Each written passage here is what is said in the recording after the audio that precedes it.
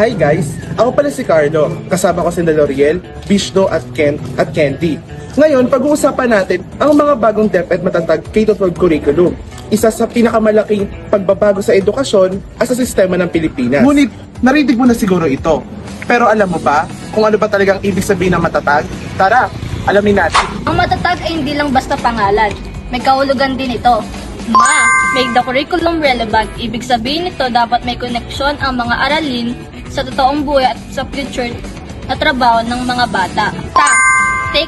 Take step to accelerate delivery. Ayusin at pabilisin ang mga serbisyo at sistema sa loob ng mga paaralan.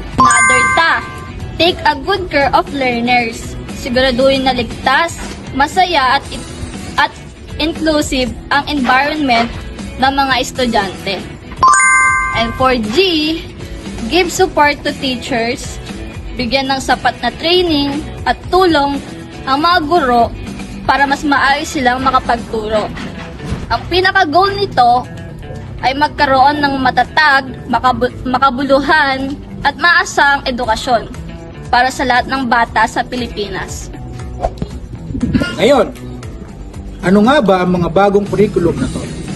Una, mas kaunting subject, mas madali nang mag-focus at mas maintindihan ng students ang mga lessons.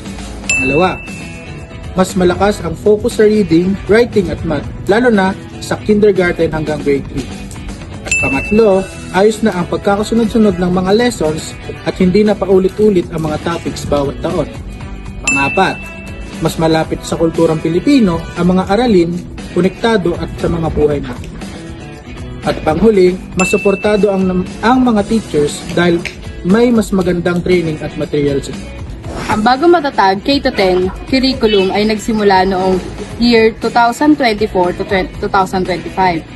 Pinapatupad ito unti-unti simula kindergarten hanggang grade 10 para makasabay ng maayos ang mga guro at paaralan. Ang goal ng DepEd ay siguraduhin na maayos ang takbo ng sistema bago ito i-roll out sa mas mataas na levels. So bakit nga ba kailangan baguhin? Kasi dati sobrang dami ng topics at kulang sa oras para maintindihan. Ang matatag curriculum ay ginawa para ayusin yan. Hindi lang ito tungkol sa memorization, tinuruan tayo kung paano mag-isip, mag-analyze at magamit ang natutunan sa totoong buhay. Masanda tayo sa future, sa trabaho, sa kolehiyo at sa buhay mismo. Ang matatag curriculum ay mas malinaw at mas simple. Mas suportado ang mga teachers. Mas naiintindihan ng mga estudyante ang mga lessons. Mas matibay ang pundasyon ng edukasyon. Dahil kapag matatag ang curriculum, matatag din ang kinabukasan ng bawat Pilipino.